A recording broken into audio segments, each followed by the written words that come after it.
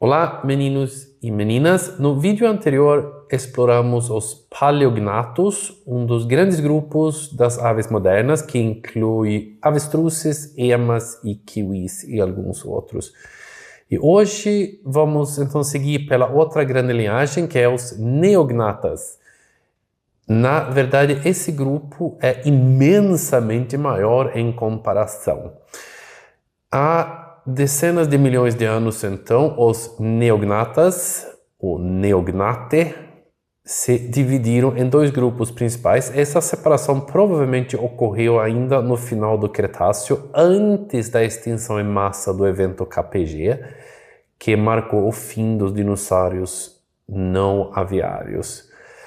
E essa hipótese que essa divisão acontece lá no Cretáceo é baseada principalmente em estudos moleculares que analisam o DNA das aves modernas para então ter uma estimativa quando seus ancestrais viveram. Porém, essas estimativas precisam ser comparadas com o registro fóssil sempre que possível. Afinal, os fósseis ajudam a equilibrar essas análises e tornam datas mais confiáveis.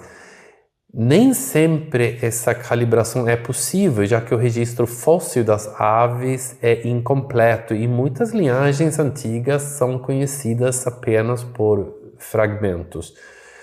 Por isso, as datas apresentadas pelos cientistas devem talvez ser vistas como estimativas, e não como valores definitivos. À medida que novos fósseis são descobertos e novos estudos são realizados, essas datas podem ser ajustadas, aproximadas ou até alteradas de forma significativa. Então, o que eu falo hoje talvez muda no futuro, mas provavelmente então essa divisão foi no Cretáceo. Então, de um lado surgiram os Galoanceri, grupo que inclui galinhas, perus, patos e gansos. Do outro surgiram as neoaves, linhagem que hoje reúne a grande maioria das espécies de aves do planeta. Os Galoanceri são considerados uma linhagem muito antiga das aves modernas e de alguma forma é uma janela lá para a antiguidade para ver um pouco como eram as aves mais antigas. E diversas características sugerem que todos os seus membros compartilham uma origem comum. Entre eles, algumas características, eles têm filhotes relativamente desenvolvidos depois da eclosão do ovo, a presença de muitas espécies terrestres ou aquáticas e o fato de que várias delas foram domesticadas pelos seres humanos ao longo da história, porque eles são meio robustos e têm bastante carne nos ossos. E atualmente os Galoanceri são divididos em duas grandes ordens, os Galliformes e os Anseriformes. Embora à primeira vista uma galinha e um pato possam parecer bastante diferentes, estudos anatômicos e genéticos mostram que esses grupos são parentes próximos e descendem de um ancestral comum. Os Galliformes são as aves terrestres. Nesse grupo encontramos galinhas, perus, codornas, faições e pavões. E, por exemplo, em geral, esses pássaros possuem corpos robustos, pernas fortes e passam grande parte da vida no solo. Muitas dessas espécies foram domesticadas pelo ser humano e tem enorme importância para a alimentação mundial. Um dos exemplos mais conhecidos dos Galoanceri é a galinha doméstica Gallus domesticus. Atualmente, ela é uma das espécies animais mais importantes para a humanidade, desempenhando um papel, no mínimo, gigantesco na alimentação e na economia global. E todos os anos a produção de carne de frango e ovos movimenta centenas, ou sei lá, bilhões de dólares e ajuda a alimentar bilhões de pessoas ao redor do mundo. E a história da galinha também nos apresenta um conceito muito, muito importante da biologia, que é a seleção artificial. Então, nessa série dos vertebrados, é a primeira vez que eu vou mencionar isso. E, diferentemente da seleção natural, em que o ambiente favorece determinadas características, na seleção artificial, são os seres humanos que escolhem quais indivíduos irão se reproduzir.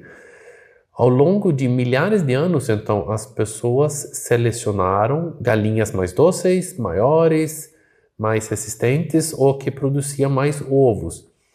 E com o passar das gerações, essas características se tornaram cada vez mais comuns, dando origem às diversas raças de galinhas que conhecemos hoje. E você provavelmente sabe disso, mas à medida que esses animais foram sendo selecionados para serem mais dóceis, serem maiores e produzirem mais carne e ovo, algumas características mudaram significativamente. E em muitas linhagens domesticadas, o aumento do peso corporal acabou reduzindo a capacidade de voo. Afinal, voar exige um corpo mais leve, né, e músculos adaptados para essa função. E então, por causa da seleção artificial, muitos desses pássaros acabam ficando sem um voo muito avançado. E como os animais domesticados já não precisavam fugir de predadores com tanta frequência, nem percorrer grandes distâncias em busca de alimento, a capacidade de voo, de certa forma, deixa de ser tão importante. O importante, na verdade, é, de alguma forma, agradar o ser humano. Com o passar das gerações, algumas raças tornaram-se voadores fracas, então, enquanto outros praticamente perderam a capacidade de voar.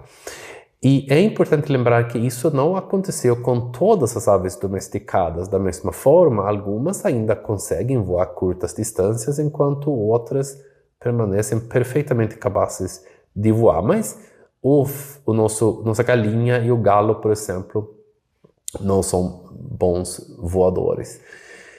Esse processo de seleção artificial não ocorreu apenas com galinhas, mas também com patos, gansos, cães, bovinos e porcos e muitas outras espécies domesticadas pelo ser humano. E você provavelmente já sabe disso. E o outro grupo, os anseriformes, são os parentes aquáticos dos galiformes. Esse grupo inclui patos, marrecos, gansos e cisnes. Eles possuem adaptações para a vida na água, como pés palmados e bicos um pouco especializados para alimentação em água. E um exemplo interessante é o pato moscóvio, o moscovita, ou tecnicamente chama Cairina moscata. Diferentemente de muitos animais domésticos conhecidos, ele foi domesticado por povos indígenas das Américas muito antes da chegada dos europeus. E por muito tempo pensava-se que os povos indígenas não tinham domesticado animais, mas eles domesticavam também animais. E quando os europeus chegaram ao continente americano, encontraram esses patos já domesticados e sendo criados por diversas populações indígenas. E por sua utilidade como fonte de alimento, os europeus levaram a espécie para a Europa, onde ela se espalhou rapidamente e passou a ser criada em diversas regiões do mundo. E às vezes se vê a Cairina moscata na Europa, em parques, por exemplo. E essa história é interessante para o estudo da relação entre seres humanos e animais. E como ele é bem documentado também nas Américas. E eu mesmo já tive a oportunidade de trabalhar um pouco com a identificação de Cairina moscata. Eu vou publicar uma imagem do esqueleto dessa espécie que eu usei para identificar ossos de fauna achados por arqueólogos. E a gente usa ele em comparação, a gente consegue comparar os ossos que os arqueólogos acham, né, para ver qual espécie que é. O estudo dos esqueletos é uma ferramenta muito importante para os paleontólogos e arqueólogos, porque você consegue identificar espécies, compreender alguma relação evolutiva e comparar animais atuais com seus ancestrais fósseis. Se você então tem esses elementos de comparação. Voltado um pouco, primeiro ocorreu a separação então entre paleognatos e neognatos.